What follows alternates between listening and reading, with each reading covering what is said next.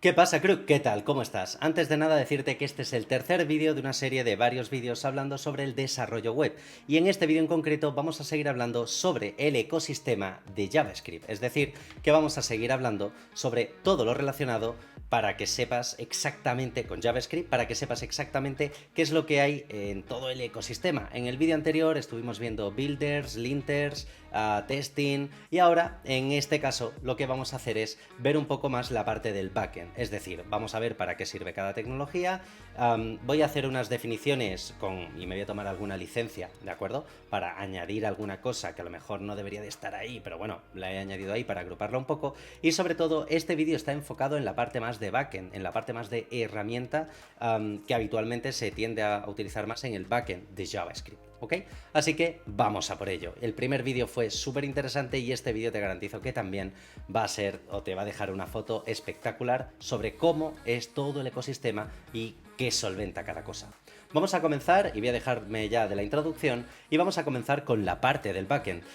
Vamos a centrarnos en toda la parte del entorno y de conexión, así que aquí voy a definir varios elementos. Si te fijas es bastante más sencillo en principio que la parte del front, pero no te preocupes, seguramente en 2024 este vídeo sea espectacular, y para ello debemos de comprender que primero tendremos o vamos a ver los runtimes, lo que viene siendo normalmente el entorno.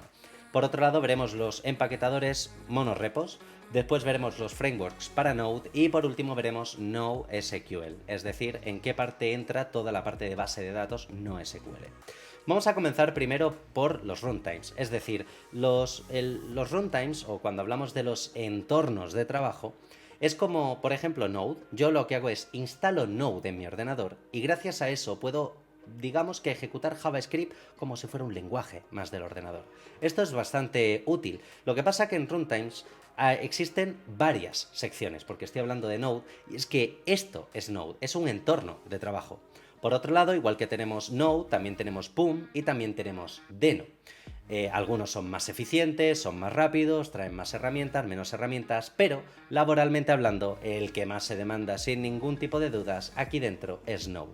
Por lo tanto, aunque existen varias alternativas, mi recomendación es que estudies Node si lo que quieres es encontrar empleo ya. Boom y Deno, pues hombre, son súper divertidos, sobre todo cuando ya estás metido en este mundillo y quieres seguir viendo qué es lo que va pasando, porque tal vez, solo tal vez, en algún momento se pongan de moda si es que Node no se actualiza como debería. Así que esos son los runtimes, es decir, el entorno en el cual trabajamos. Pero dentro de estos entornos también existen los denominados empaquetadores. Algunas personas también las denominan monorepo. La realidad es que monorepo, digamos que podría ser una característica concreta de ciertos empaquetadores o que se le puede añadir a ciertos empaquetadores, pero vamos a hablar de empaquetadores en términos generales, ¿ok? Esta es una de las licencias que me he tomado, ¿vale? Lo siento para los más técnicos. Por otro lado, desde la terminal y con Node ya instalado en mi ordenador, ¿qué es lo que hago? Utilizo un empaquetador npm, en este caso yarn o por ejemplo pnpm, y básicamente lo que nos va a permitir es instalar paquetes de módulos de Node. ¿Qué es un módulo? Pues son las herramientas que veíamos en el vídeo anterior. Es decir, por ejemplo, cuando yo utilizo npm, se me genera una carpeta llamada nódulos de Mode, y si yo quiero instalar Sass, instalo el módulo o los módulos de Sass. Instalo Webpack, pues instalo el módulo o los módulos de Webpack. Si quiero Jest, instalo el módulo o los módulos de Jest. Es decir, que el empaquetador lo que hace es gestionar todas esas herramientas que veíamos en el primer vídeo, bueno, en el vídeo justo anterior, que era el tercero de esta serie de vídeos. Por otro lado, el segundo, perdón. Por otro lado, también tenemos los frameworks para Node. No es lo mismo un framework, una librería como podría ser React, como el framework como podría ser Next, que inicialmente era una zero config tool, pero después evolucionó ahora mismo hasta un framework básicamente, o Angular, sino que son frameworks exclusivamente para Node. Aquí hay varias categorías. Por ejemplo, tenemos Express.js, el más utilizado, el más demandado laboralmente hablando, pero también tenemos otros como Nest, también tenemos Fastify, también tenemos Koa.js y también tenemos Tiny HTTP. No es que todos hagan precisamente lo mismo, algunos tienen más, otros tienen menos, unos funcionan mejor, otros funcionan, bueno, diferente, tienen sus ventajas y desventajas, pero digamos que en términos generales, si quieres aprender algún tipo de framework para Node, lo más habitual es aprender Express. Por otro lado, también nos encontramos los sistemas de no SQL. Aquí, si te fijas, ya no está el reborde verde, porque esto no tiene nada que ver con no, ¿ok? Esto básicamente, que cuando hablamos de no SQL, ¿de qué estamos hablando? Bien, piensa en un archivo JSON, ¿vale? Este es el iconito de JSON, por si no lo sabías. Entonces, cuando yo trabajo en un archivo de JSON, imagínate que de repente combino muchos archivos de JSON en lo que podríamos llamar una colección de JSONs, ¿ok? Bien, pues cuando hablamos de sistemas de base de datos no SQL, es decir, que no son SQL, obviamente, no son relacionales, lo que estamos haciendo es, estamos hablando de sistemas como MongoDB, que no dejan de ser unas bases de datos que dentro lo que contienen son colecciones y todo el formato con el cual se está guardando no deja de ser en formato JSON, es decir, en una notación de tipo JavaScript. Hablaremos de JSON bastante aquí en el canal en los próximos vídeos, por lo tanto, dale like a este vídeo para saber qué te interesa y suscríbete si quieres aprender mucho más sobre el tema de JSON que hablaremos. Por supuesto, hay que tener en cuenta que para gestionar de forma visual las bases de datos existe una pequeña aplicación denominada Mongo Compass. Y Mongo Compass lo que hace es simplemente se conecta a nuestra base de datos en nuestro ordenador, MongoDB, y comprueba que nos permite, mejor dicho, añadir, editar, eliminar o actualizar la información de la base de datos de forma visual. Y ahora que hemos visto todas estas herramientas y todas estas categorías dentro del ecosistema de JavaScript, más denominado al backend, lo que vamos a hacer es ver cómo se conecta todo.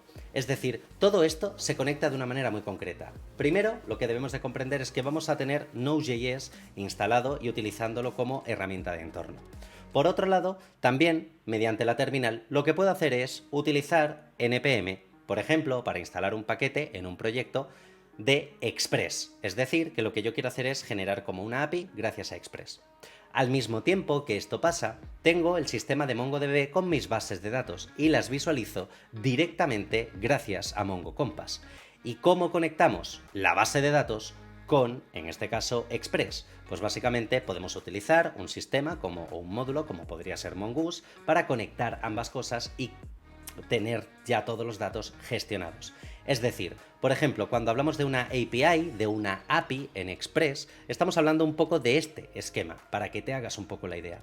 Así que algo bastante interesante que debemos de comprender es que, sobre todo, en la parte del backend, estamos hablando que existen un montón de herramientas y ahora de hecho vamos a ver ciertas cosas que son las denominadas stacks, y es que si quieres saber mucho más sobre el tema de los stacks, que va a ser el próximo vídeo, quédate y suscríbete ahora mismo y dale a like a este vídeo para saber que realmente te está gustando, porque algo interesante es que vamos a hablar de un montón de stacks. Por ejemplo, vamos a hablar por un lado de lo que es el frontend, también vamos a hablar de otro stack como podría ser el frontend más avanzado. También hablaremos de los stacks habitualmente de JavaScript Developer, Mern, Min, Menv Developer, ese es raro. Después vamos a tener el backend, también vamos a ver un backend más avanzado y por otro lado, por supuesto, también vamos a ver el famoso Full Stack Developer, es decir, en qué tecnologías y en qué todas de estas herramientas que hemos visto, tanto en este como el vídeo anterior, hemos utilizado. Y por supuesto, algo súper importante es que para no perderte este vídeo, haz clic en suscribirte o puedes hacer clic aquí en mi cara para suscribirte también por aquí, te aparecerá un vídeo que seguramente te interese y por aquí una lista de reproducción que seguramente la haya creado YouTube exclusivamente para ti, así que échale un vistacito que seguro que te gusta. Y nada, cracks, espero que este vídeo te haya servido, te haya gustado, dale a like, suscríbete, un saludo y hasta la próxima. Chao, crook.